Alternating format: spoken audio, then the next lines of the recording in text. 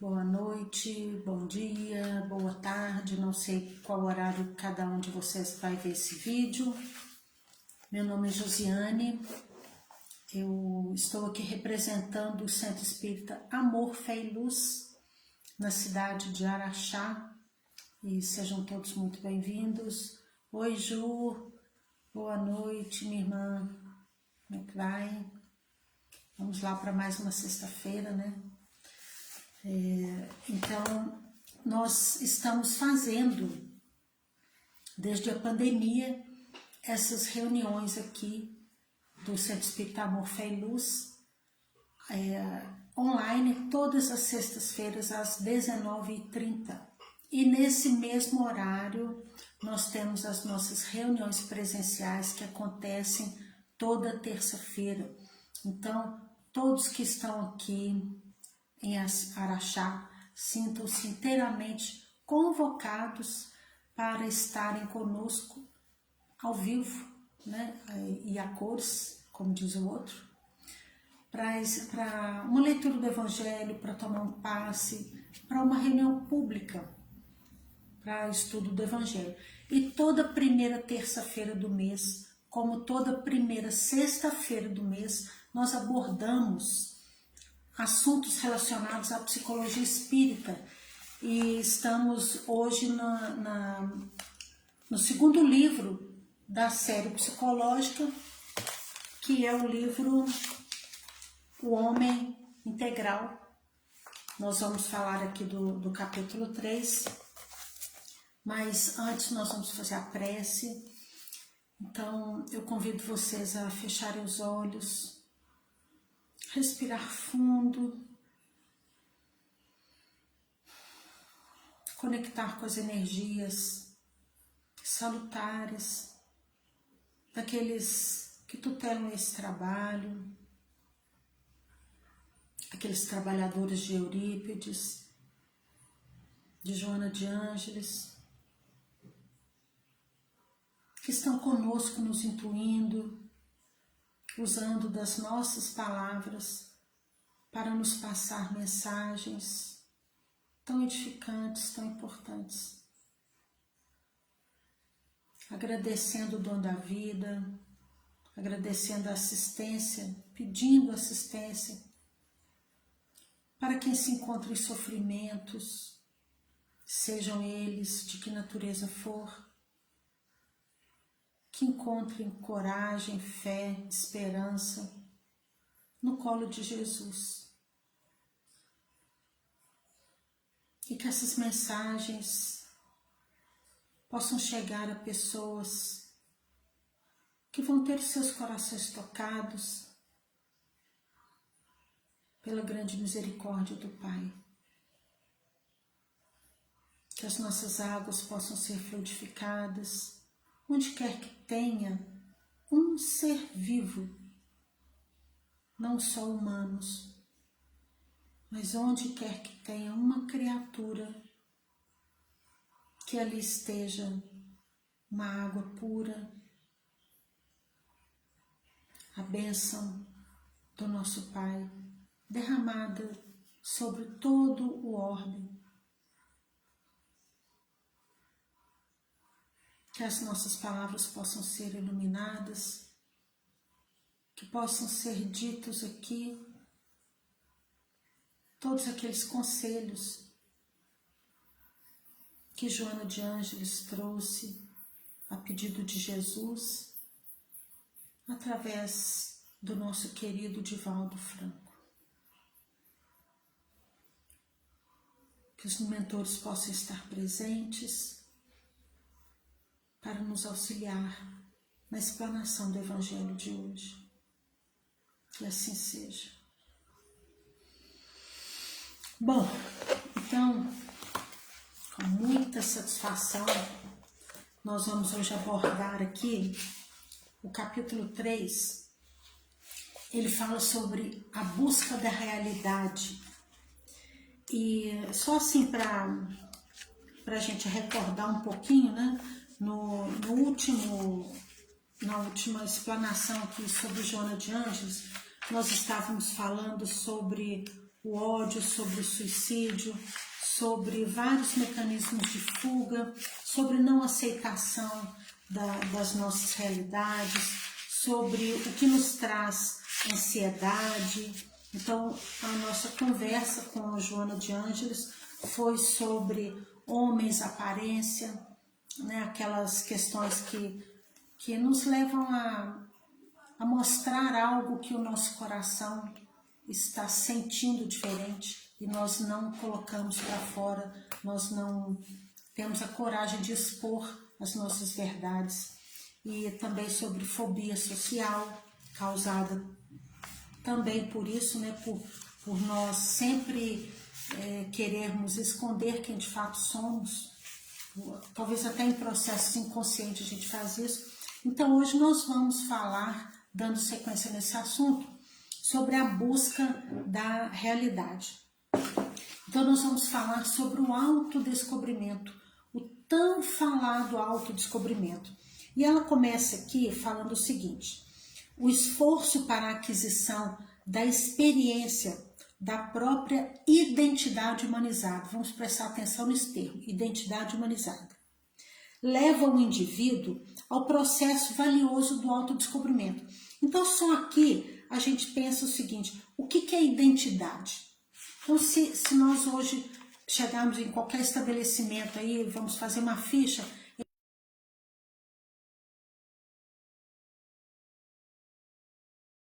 tem ali um número que identifica a sua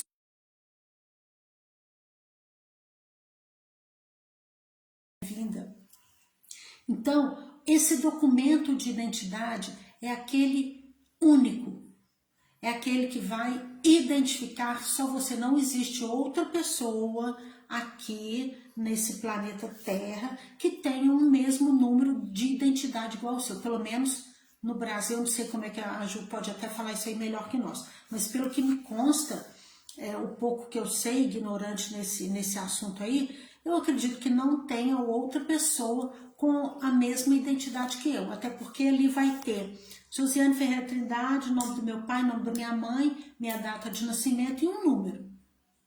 E alguns dados assim de quem emitiu, que órgão foi que emitiu aquilo ali. Aquilo ali me torna única na vida. O meu CPF também me torna única. Uma identidade que pertence só a cada um de nós. E quando a gente fala que, quando Joana traz para nós essa identidade humanizada, ela está nos chamando a atenção para aquilo que nos torna únicos como seres humanos.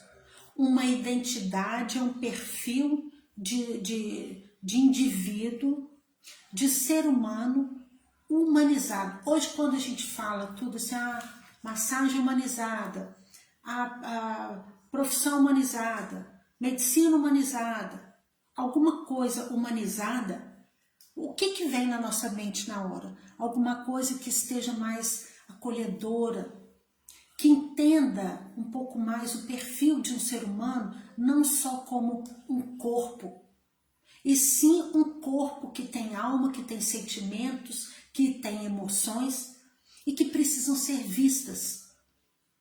Então é um atendimento um pouco mais amoroso, mais aconchegante. E aí quando ela fala o esforço para a aquisição da experiência da própria identidade humanizada, ela está querendo falar para nós o seguinte: olha, o que te torna único na vida? O que tem em você que não tem em mais ninguém? Aí se eu falasse, eu sou Josiane, eu sou psicanalista, eu sou terapeuta, vai ter um monte de Josiane, terapeuta, psicanalista por aí. Eu sou a Juliana, eu sou da área do direito, vai ter um monte por aí. Eu sou a Gasparina, vai ter um monte de Gasparina. Mas a Gasparina, filha da mãe, filha daquele pai que nasceu naquele dia, é só você. É só você, Ju. que tem esse nome, que é filha de fulano de tal e de fulano de tal. É só o Marcelo que existe como filho da Juliana e do Almir. Não tem outro. Então, isso nos faz humanos, isso nos faz identificados de fato com a humanidade. Então, continuando aqui, ela coloca o seguinte, que isso esse pensamento, pensar sobre o que significa isso, seria uma ajuda ótima, seria um benefício muito grande para que a gente pense no nosso processo de autodescobrimento. Por quê? Ser filho da Juliana e do Almir confere ao Marcelo uma ancestralidade que é só dele.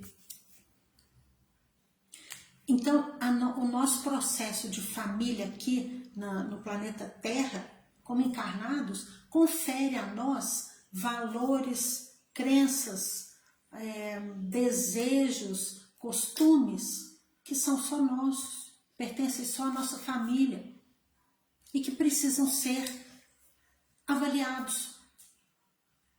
E aí a Ju até colocou muito bem, achei linda aquela palestra sua, Ju, sobre essa questão sistêmica, né, da família, e costura muito com o que a gente está colocando aqui hoje. Por quê? Porque apesar de ser tão importante essa identidade humanizada, até por costume, nós temos o hábito de criar os nossos filhos pensando em que escola que eu vou pôr, qual profissão que ele vai ter, se vai pôr num curso de inglês, se vai colocar num esporte, se vai colocar em alguma música, cursos e viagens, experiências de outros cursos que enriqueçam o lado profissional. E poucos de nós fazem esse mesmo movimento para ele pensar quem é ele como espírito. Quem sou eu como espírito?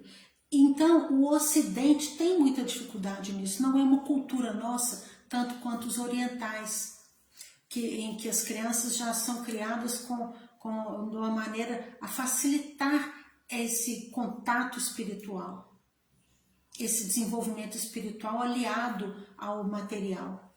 É muito cultural também. E isso faz com que a gente negue o nosso contato comunitário. Por quê? Porque se eu estou pensando concentrado no desenvolvimento do meu filho em termos de profissão, em termos de escola, aí eu vou lá para saber se a escola é esse, aquilo, aquilo outro, ou seja, eu estou preocupada, focando meus filhos no desenvolvimento estudantil e profissional dele.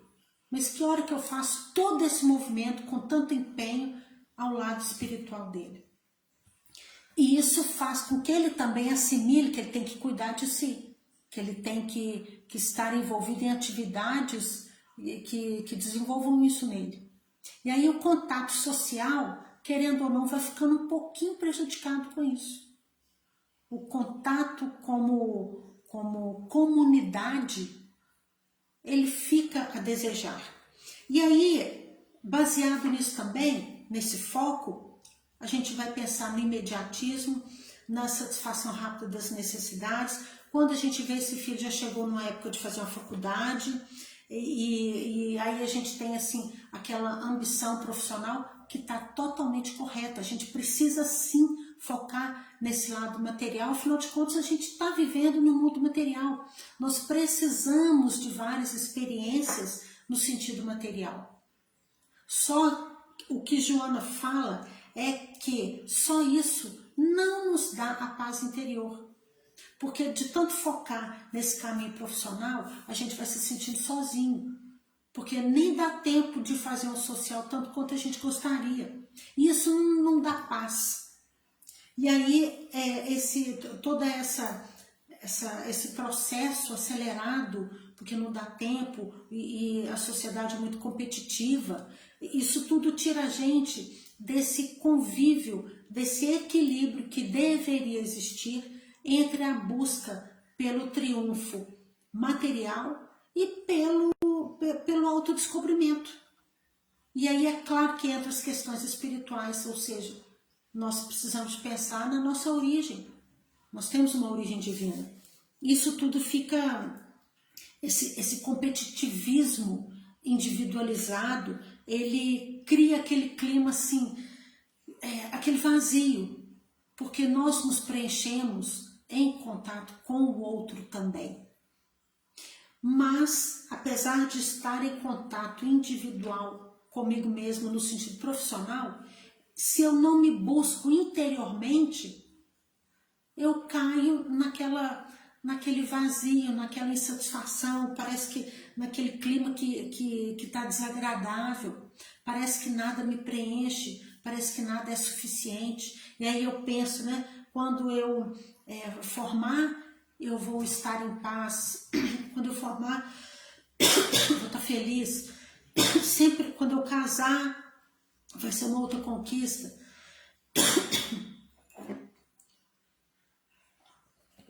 Acho que eu já falei muito hoje, por isso que eu estou assim.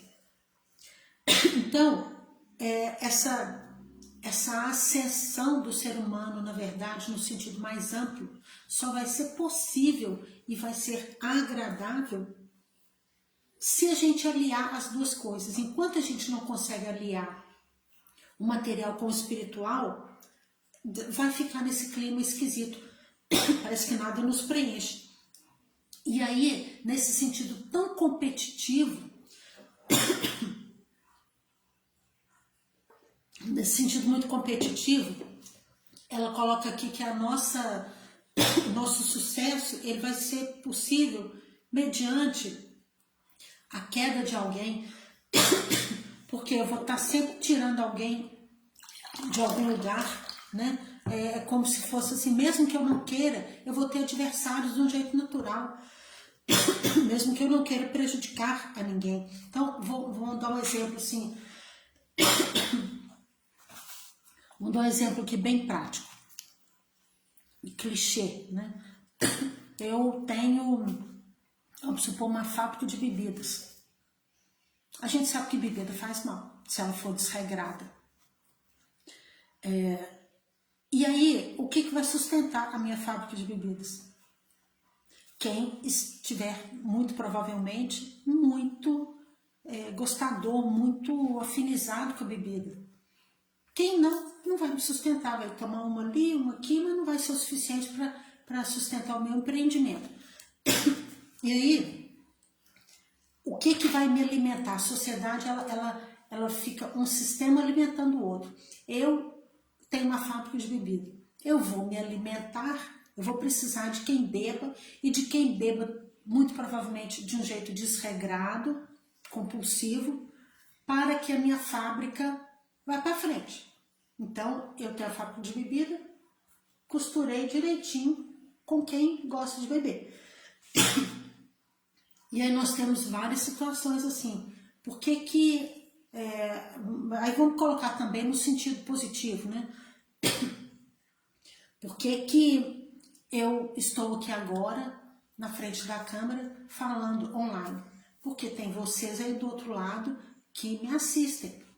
Se não tivesse ninguém para assistir, que sentido teria eu falar? Né? Não teria sentido. Isso aqui, no plano material, no plano físico. A gente nem sabe o alcance que, em termos espirituais, isso aqui tem, né? Então, na vida tudo é assim, é um sistema alimentando e sustentando outro sistema. Se eles são positivos ou negativos, aí a gente precisa avaliar.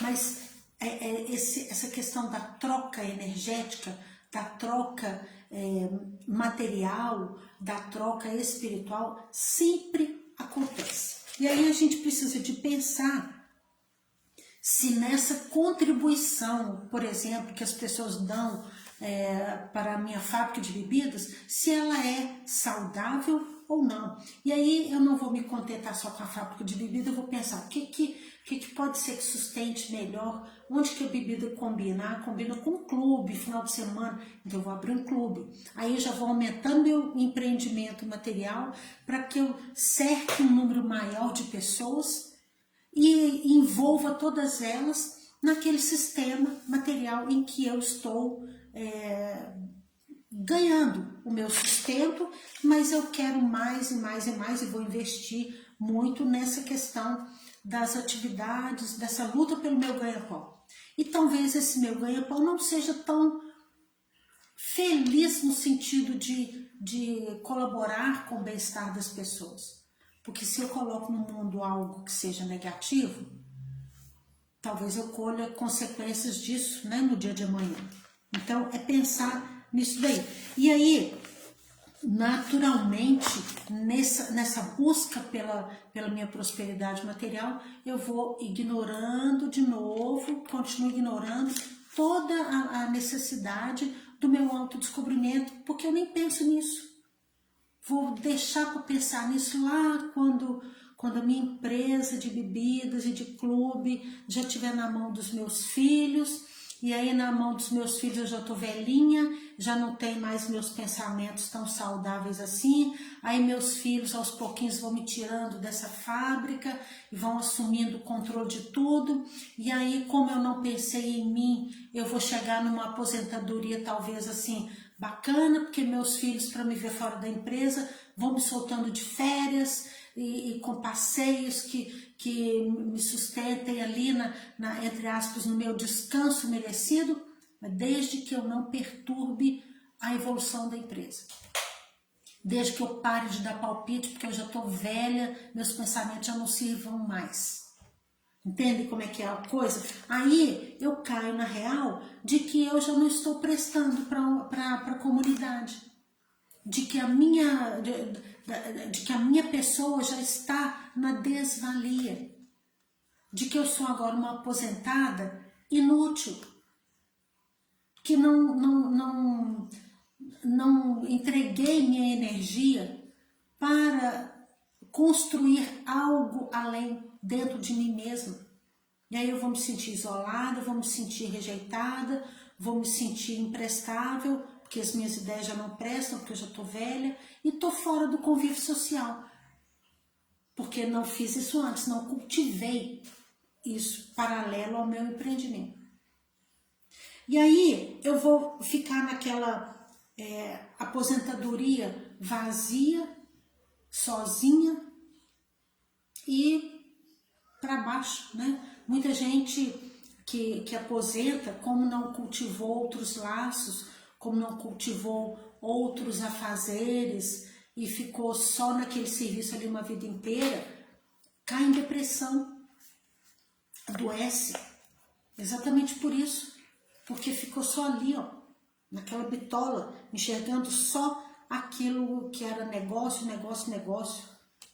Então isso é uma questão assim preocupante, né, da gente pensar esse tipo de trabalho até aposentar nesse esquema só de busca por aumentar o patrimônio, sem pensar no outro lado. Gente, Joana afirma aqui muito claramente, eu vou reforçar, que o que ela está querendo dizer não é que é errado prosperar. A prosperidade, ela é da natureza, ela pertence a todos nós. Todos nós temos esse ímpeto de acertar, de querer fazer melhor a cada dia aquilo que a gente faz. E tá tudo certo ser assim. Só a gente não pode olhar só para esse lado. A gente precisa de fazer um movimento de crescimento para fora e um movimento de crescimento interior também. E isso vai perpassar pela divisão da nossa energia, no sentido de eu preciso pensar no material, preciso pensar no espiritual também. É tão elementar, tão maçante ficar falando nisso, mas ainda assim a gente tem essa dificuldade. A gente não empreende o nosso espírito tanto quanto deveríamos. E aí, o que acontece? O que ela fala aqui para nós? Que uma verdade, então, que não podemos negar, nesse contexto todo que a gente leva à vida, é que a gente não se conhece. A gente não se identifica como humanos que somos. A gente não se identifica, a gente não sabe de verdade qual é a nossa identidade humanizada. E a gente precisa de buscar isso, né? Então, como a gente não sabe qual é a nossa identidade humanizada, dificilmente a gente fala as verdades sobre os nossos sentimentos, a gente esconde os nossos sentimentos, esconde até da gente mesmo, camufla isso tudo e a gente vive, continua, como diz o capítulo anterior, naquela questão de homens aparências, fugindo de nós mesmos, fugindo da nossa realidade, porque se a gente busca, a gente tem um pré-conceito de que a gente só vai achar coisa negativa, e isso não é verdade. Mas a gente deixa nisso também de achar tanta luz, tanto potencial que está adormecido em nós, que a gente também não está buscando, que seria muito útil. E aí ela até fala que, né, que qualquer experiência que a gente viva no mundo material deveria ser usada para a análise de nós mesmos, para analisar o que essa vivência nos diz. Que grau de sentimento ela nos dá, com que intensidade vem esse sentimento, para que a gente possa rastrear o nosso caminho. Onde é que está o nosso brilho? Onde é que está a nossa força? E aí a gente pergunta, né? Isso a gente só vai detectar esses pontos em nós a partir do momento em que a gente está em contato com o outro, com a comunidade, com o social, sob diversos aspectos, mas tendo a certeza de que a análise de todos esses sentimentos, essa auto-observação, ela é uma tarefa que não dá para o outro fazer. Tem que ser feito por mim mesmo. Todos os questionamentos sobre as minhas verdades, né? E aí quais são as nossas verdades? Qual é a nossa realidade legítima? Aí é cada um de nós para poder pensar nisso. E aí ela fala que também que a gente tem uma inversão de valores, no sentido de, por essa cultura, né, colocar sempre o material na frente do espiritual. O material tem como se fosse assim, vamos colocar na melhor das hipóteses, aí 80% da minha energia eu coloco no material, 20% no espiritual. Quando eu coloco? Quando eu tenho um pouquinho de consciência. Porque o espiritual é muito mais do que o material, no sentido de verdades eternas. Nós, espíritas, sabemos muito bem disso. Isso não é novidade para ninguém. Mas é nessa verdade eterna que está escondido ali todo o nosso potencial, porque está acumulado nesse processo reencarnatório, está acumulado ali toda a nossa energia, todas as nossas aspirações. Os sonhos, as escolhas que nós fazemos hoje por gostar, por sentir entusiasmo, ela é muito baseada em toda a nossa experiência, não só dessa reencarnação, mas também do nosso passado. E aí algumas tendências nossas ficam adormecidas para que a gente possa resgatar. Gente, eu achei lindo quando Joana colocou. Falei, meu Deus, a misericórdia de Deus é muito maior do que a gente pensa. Assim, que as nossas experiências que não foram bem sucedidas, que nos trouxeram dor e nos trouxeram conta para pagar, né, em termos espirituais, se numa reencarnação passada eu adquiri uma dívida pesada para mim, por comportamento equivocado, eu não vou pagar essa dívida nessa próxima reencarnação aqui não. O que eu estou pagando hoje aqui, o que eu estou correndo atrás de acertos e de reparações, não se referem, na maioria das vezes, quando é a grosso modo, né, não é ao que eu fiz nessa reencarnação passada não, é lá para trás. E sabe por que Deus faz isso? Porque se o que me causou muita dor nessa reencarnação passada, anterior a essa, se eu já estou dolorida com ela, já estou sofrida, já estou castigada, eu já estou sensível, vulnerável por conta disso, e agora, em seguida, eu não tenho caixa, não tenho força, não tenho ainda, não deu tempo de eu adquirir uma certa maturidade com relação a esse assunto, então eu não vou ter como, não vou ter subsídio para lidar com esse assunto. Ainda não. Então eu preciso de um intervalo entre uma falha e outra para que eu possa assumir alguns acertos referente a algo que eu tive um tempo para processar melhor, para estudar melhor, para me observar melhor e aí sim eu ter condições de fazer as minhas reparações. Isso não é maravilhoso, gente? Pensa bem o tamanho da misericórdia de Deus nesse sentido. Achei isso assim fantástico. Falei, gente, então quer dizer que as contas que a gente paga não são imediatas, não. Às vezes a gente está hoje reparando aqui alguma coisa que nós fizemos há 3, 4 reencarnações para trás. Porque a gente precisou desse tempo para amadurecer naquele assunto. Então não pode ser imediato. Olha bem. Só nós mesmos para poder pisar na bola tanto assim, depois de tanto cuidado da espiritualidade com a gente. Então, o convite dela é que a gente pense quando é e como vai ser esse encontro com a nossa realidade íntima. Como é que vai ser a minha busca pela minha verdade. E que isso é um processo só meu, né? Então, ela fala que o nosso espírito tem bens inesgotáveis. Bens inesgotáveis. E a gente não sabe disso. E a gente entra no processo de autodescobrimento como se fosse achar só falha. Nós precisamos de acreditar mais nesses potenciais adormecidos que estão aguardando o desenvolvimento. E outra, a sociedade precisa da nossa força.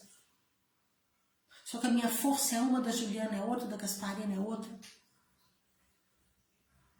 E não tem essa de medir as nossas forças, de colocar numa situação egóica, quando a gente tirar da nossa mente esse processo de medir, né, com o nosso ego, com o nosso orgulho, quem quer mais do que quem que sabe mais que quem que faz melhor que quem, aí a gente vai deixar o outro nesse sentido e vai assumir como exemplo que o outro dá e não como disputa. Nós não estamos aqui para disputar com ninguém, nós estamos aqui para disputar com o nosso eu ontem, com a nossa versão de ontem. Aí tudo bem, a gente está para fazer essa comparação, para poder a gente analisar o que é de fato o meu valor ético e o meu valor moral. E aí a gente precisa de pensar também aqui o que é, né, essa diferença entre valor ético e valor moral, né? Ela coloca aqui assim para a gente o seguinte, que o valor moral nem sempre as pessoas estão vendo. Sou eu aqui com meus próprios pensamentos, que ninguém está dando notícia do que eu estou pensando ou deixando de pensar, mas eu sei, porque de mim eu não fujo. Então, quando eu estou processando aqui meus pensamentos, as minhas vontades, vamos supor, a gente teve esse exemplo tão horroroso, né, desse assunto que está muito em alta agora, sobre o cachorro-orelha. Eu tive a notícia de que alguns jovens fizeram horrores com aquele serzinho. Pode vir duas vertentes básicas de pensamento na nossa mente. Ou eu vou pensar assim, nossa, esses meninos precisam demais de oração, precisam de despertar para as leis do amor e vou rezar por eles. Ou eu vou pensar assim, tomara mesmo que eles paguem, eu quero justiça, e se aparecer na minha frente, eu vou fazer com eles a mesma coisa que eles fizeram com o cachorro. Cadê os pais desse menino? Cadê Aí eu vou tecer N críticas. Mas aí a gente pensa assim, nós seres humanos não sabemos fazer justiça direito. Não cabe a nós julgar, mas nessa hora o mundo se revoltou com essas pessoas. Nenhum de nós ficou fora dessa questão assim de indignação quanto a esses rapazes. Mas e aí, o que a gente faz com essa indignação? Aí no momento desse, eu vou talvez assim pensar, nossa, mas se eu pudesse eu matava esses meninos, mas eu vou contar isso para os outros? Não, porque se eu contar eu vou ficar politicamente extremamente errada e fora das leis de amor, das leis que Jesus veio aqui nos ensinar. Porque ele não mostrou para nós que um pensamento desse seria correto. Mas, pela minha moral ainda muito inferiorizada, aqui eu com meus botões eu vou pensar isso, não vou contar para ninguém. Aí ali fora, em contato com o vizinho, comentando, eu vou falar, nossa, precisa tanto de oração esses meninos, coitados. Eles estão cavando um próprio buraco, mas a justiça vai ser feita, né? Porque não pode ficar impune nada disso. E aí, lá dentro da minha fala, eu estou destilando aquele venenozinho da vingança, que está torcendo para que eles se deem mal da vida, porque eles fizeram algo muito horroroso. Essas escolhas de pensamento de cada um de nós tem a ver com a nossa moral. Mas às vezes ali para todo mundo ver, eu vou falar só o bonitinho, só aquilo que a sociedade aceita. Mas dentro de mim eu sei de verdade o que eu estou pensando e o que eu talvez faria, né? Isso a gente está falando dos nossos valores morais. Agora, quando a gente fala de valores éticos, aí nós estamos nos referindo ao contato que eu tenho com o outro. Como eu lido com o outro.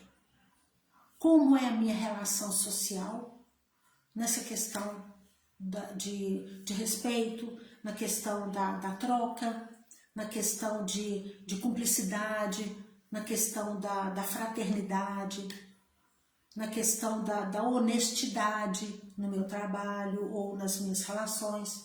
É aquilo como eu ofereço o que eu tenho para a sociedade, com que tom eu ofereço. Tem um tom de ética, tem um tom de individualismo, de egoísmo, tem um tom de vingança, tem um tom de acolhimento. Isso vai falar da minha ética. Então ela quer que a gente pense nisso, né? E aí, quando a gente está totalmente desligado desse bate-papo do autodescobrimento, a grande tendência de todos nós é ficar na ignorância quanto às nossas reais necessidades, e a gente vai desenvolvendo fobias, desenvolvendo ansiedade, desenvolvendo uma insatisfação muito grande quanto à questão social, porque nada me preenche. É claro que não vai preencher, eu só estou pensando no material. Aí, quando a gente fala que as pessoas hoje estão doentes numa internet, só no contato virtual, que a gente não sabe o que é verdadeiro e o que não é, nós estamos nos alimentando de algo que está vazio. Nós não estamos buscando, de fato, a nossa paz, aquele alimento que dá aquele conforto, porque nenhum contato aqui virtual, que a gente não sabe se é verdade ou não, hoje em dia está tudo tão esquisito com relação a isso, mas nada vai substituir um abraço, nada vai substituir um bom dia, um sorriso, uma palavra olho a olho, nada. O contato humano, o que um humano tem a oferecer para o outro humano, máquina nenhuma, por melhor desenvolvida que ela seja, vai substituir e vai dar. E só entre nós é que nós vamos sentir a presença de tudo que Deus tem a nos oferecer. É pelo contato humano, não é pelo contato virtual. E aí nós vamos pensar que ela coloca, né, sobre o parto, sobre quando a gente faz as nossas escolhas na vida, Quando eu escolho um caminho, eu estou renunciando automaticamente a vários outros caminhos. Quando eu escolho uma profissão, eu estou renunciando a N outras profissões. Quando eu escolho ir para uma cidade, eu estou renunciando a várias outras cidades. Então, isso é um tipo de parto. Quando nós nos desvinculamos de algo para assumir algo melhor, para deixar nascer em nós algo melhor, algo mais edificante. Então, é um tipo de parto renunciar ao homem, ao ser humano materialista, só materialista, para deixar nascer em nós algo que seja mais salutar, mais equilibrado, que é essa junção do material com o espiritual. E aí ela fala que o parto produz dor, porque a renúncia dói, mas produz também, dependendo da escolha, uma recompensa que nos devolve de fato o que é realmente vida. E vida de fato, vida verdadeira, exige escolhas, exige renúncias. E aí ela fala que uma coisa que eu achei muito linda, que o autodescobrimento é também um processo de parto, impondo a coragem para o acontecimento que libera. Só o autoconhecimento vai nos dar a liberdade, porque nós vamos pensar na questão de quem sou eu. E aí, gente, essa questão da verdade, talvez seja assim, uma frase que mais marca todo esse contexto aqui de hoje. Ela fala assim: a verdade é o encontro com o fato que deve ser digerido. Então, o que tem em nós que a gente não digeriu ainda?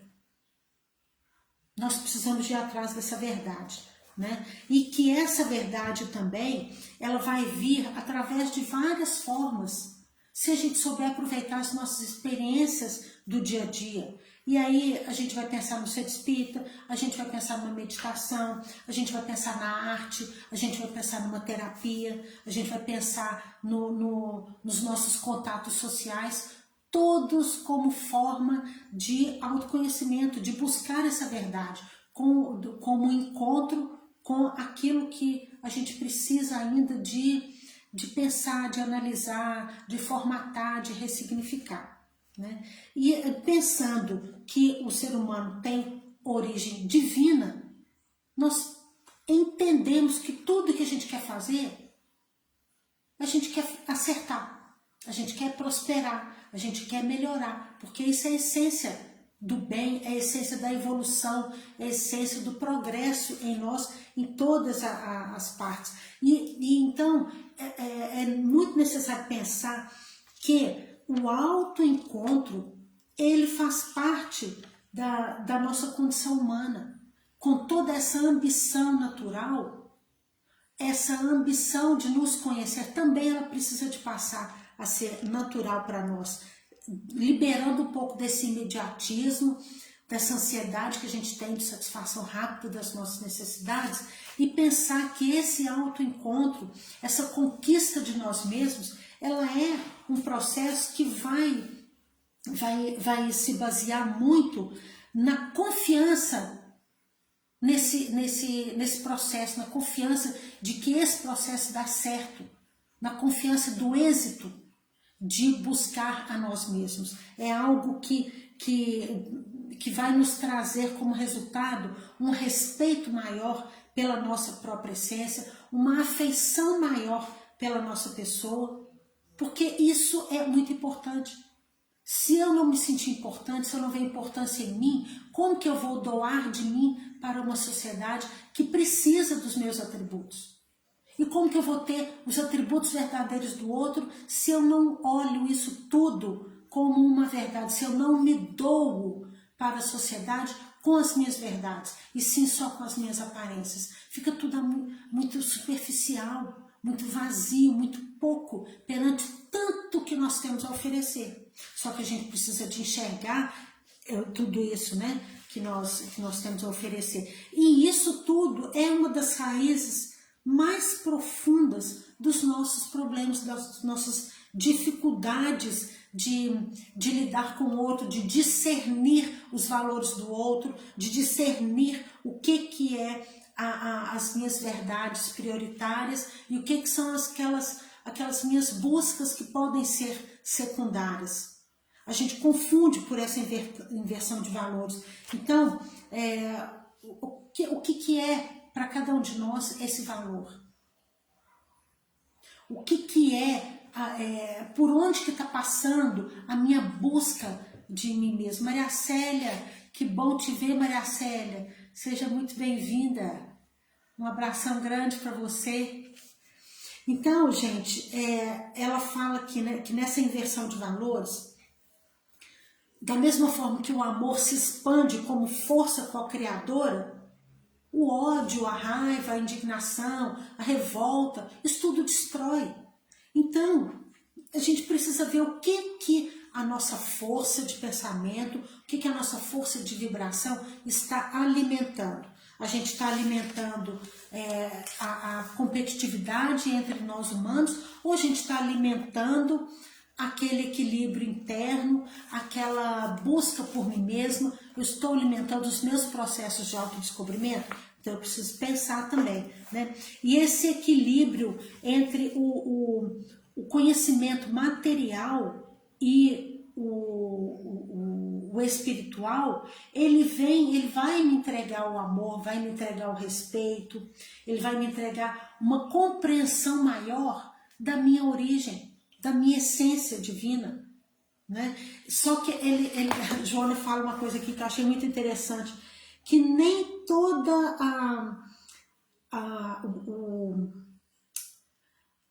a descoberta por questões assim da ciência, né? Tudo que a ciência já descobriu até hoje, em termos de causas universais, de todas as vertentes científicas, nada disso foi tão difícil e gastou tanta energia quanto gasta para nós, quanto é difícil para nós trilhar esse autodescobrimento. Olha que coisa, comparando com a dificuldade que a gente tem para assimilar o autoconhecimento, ela fala que as descobertas da ciência não deram a metade do trabalho que dá para nós prosseguir nessa trilha de autodescobrimento. Eu falei, meu Deus do céu, como que a gente é resistente assim, né? Então, gente, aqui ela coloca que até um trechinho aqui que eu vou ler rapidamente. Ela fala assim, amar, então, torna-se um hábito edificante que leva à renúncia sem frustração. Porque quando a gente renuncia a alguma coisa material, para poder conseguir outra e tudo, traz uma certa frustração para a gente. Então,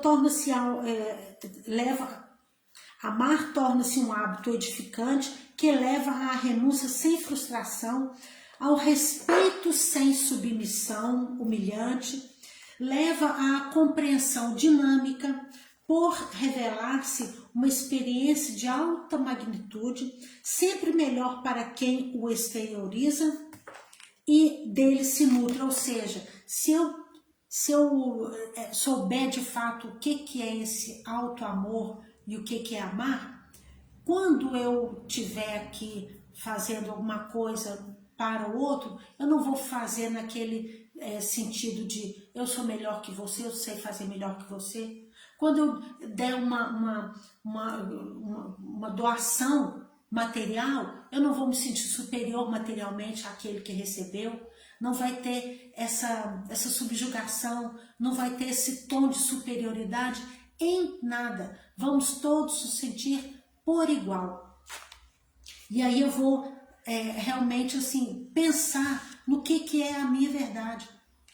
Porque ela coloca também que ninguém vai ser dono da verdade o tempo inteiro. Nós não vamos conseguir deter essa verdade que existe em nós, na totalidade, e muito menos na verdade do outro. que não tem nem como a gente saber. Então, a verdade, ela é muito do interior de alma. E aí é um processo que exige cada vez mais o nosso esforço. E isso vai depender de muita coragem para a gente lidar com esses nossos valores morais, para a gente lidar com a nossa honestidade com relação a nós mesmos, para que a gente consiga lidar com o mundo de uma maneira menos sofrida, né? E aí tem até nessa questão da verdade, ela leva, né, a gente a pensar qual é a verdade. E se a gente pensa em parto, a gente pensa em algo que está nascendo em nós. E se a gente pensa também em nascer, a gente pensa em morrer. E aí Bezerra tem uma frase que é muito interessante, que ele fala assim: a verdadeira morte é viver distante da verdade. Olha que coisa interessante. A verdadeira morte é viver distante da verdade. Ou seja, se a gente está trilhando um caminho longe, afastado desse processo de autodescobrimento, nós na verdade não estamos vivendo, estamos muito perto da morte. Então nós estamos na sobrevida, como se fosse assim aleatórios, como se estivesse no estado de sonambúlico, né? Sendo desonestos conosco mesmo e desperdiçando um tempo terrível. Porque depois a gente vai ficar lá, por que eu não fiz isso? Por que eu não fiquei atenta àquilo ali? Por que eu não trilhei esse caminho aqui? Quando for esclarecido para nós, no plano espiritual, todas as nossas atitudes.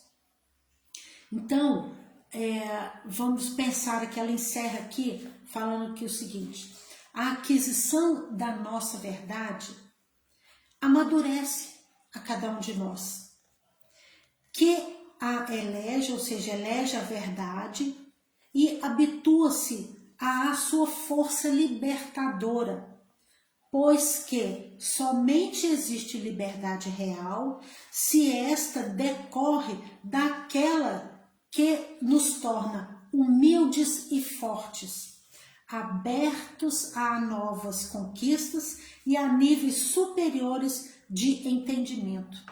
Olha, gente, que coisa mais interessante.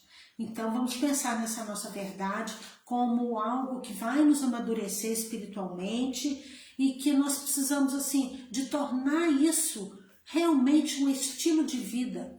E aí, a qualquer momento, qualquer experiência, qualquer vivência social vai ser utilizada por nós automaticamente para pensar o que essa situação tem a ver comigo.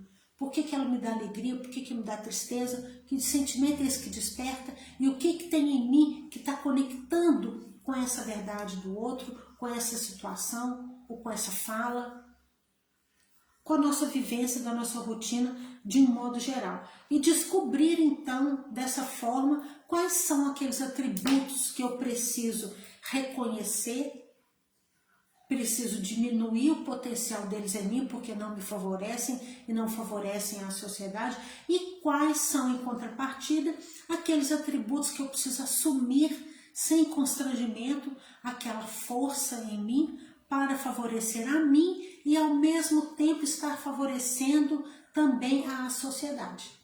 Porque nós precisamos da sociedade e a sociedade precisa de nós, ok? Bom, terminamos então por aqui para mês que vem continuar esse assunto como no tópico da consciência ética. Gente, eu agradeço muito a vocês, viu? Deixa eu ver se tem aqui alguns comentários, eu não estou conseguindo ver aqui não, mas depois eu vejo, se tiver alguma coisa eu coloco aqui um parecer. E muito obrigada a vocês pela presença de sempre e se sentirem no coração que essa fala de Joana de Ângeles vai favorecer alguém, mandem esse vídeo para algumas pessoas que talvez assim, a espiritualidade trabalha muito com a gente dessa forma, né? A gente escuta alguma coisa, alguma palestra, a gente fala, nossa, por coincidência, semana eu estava falando disso com fulano de tal.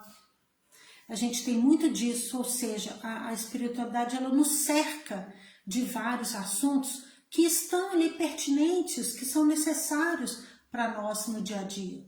E às vezes acontece o que a gente chama de coincidência, né? Nossa, estava falando disso e aí veio a pauta do Evangelho. Nossa, eu estava pensando nesse assunto, abri o Evangelho, apareceu isso daqui. Ah, fui assistir uma palestra, a palestra estava falando desse assunto. Isso não é aleatório, não existe essa coincidência. Isso é providência de Deus cuidando para que a gente pense naquele aspecto que naquele momento está sendo importante para nós e para os nossos familiares e para todo mundo que nos cerca, ok? Muito obrigada mais uma vez, que Deus abençoe muito o final de semana de vocês, que possamos todos estar buscando a paz, buscando refletir com muita alegria por termos a liberdade de pensar, de processar, de amadurecer esses tópicos relacionados aos nossos espíritos e em comunhão uns com os outros, que a gente pense o quanto o outro é importante na nossa vida e o quanto cada um de nós também é necessário na vida em sociedade. Que Jesus possa nos abençoar, abençoar a todos os nossos familiares, aqueles que são caros para o nosso coração, a toda a humanidade, seja ela no plano de encarnados ou já no plano espiritual. Graças te damos, Mestre amado, que assim seja. Gente, muito obrigada então pela presença de vocês, que vocês tenham um final de semana de muita luz, de muita paz, muita vivência de amor e de comunhão, de cumplicidade com as pessoas que vocês amam. Um beijo no coração, fiquem com Deus.